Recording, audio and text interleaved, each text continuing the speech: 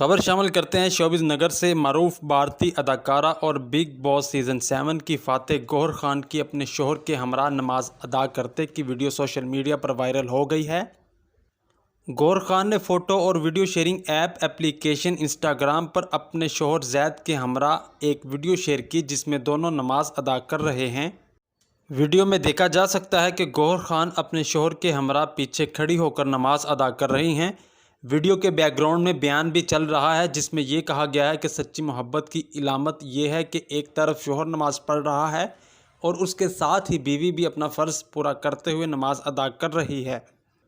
गौहर खान ने अल्लाह का शुक्र अदा करते हुए वीडियो के साथ अल्हम्दुलिल्लाह भी तहरीर किया, साथ में उन्होंने सुबहान अल्लाह भी तहरीर किया और लिखा कि यह दुनिया की सबसे बड़ी नेमत है। अदाकारा की शोहर के हमरा इस वीडियो के लिए 4.25 लाख से ज़ायद सार्फिन पसंदगी का इजहार कर चुके हैं।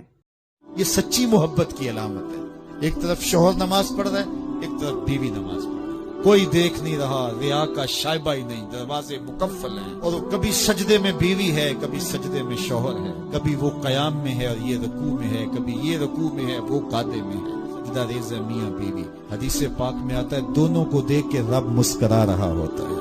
अपनी शान के मुताबिक अल्लाह खुश हो रहा होता है कि मेरा बंदा और मेरी दहलीज की बांदी इस तरह मेरे हुजूर सजदा रेज़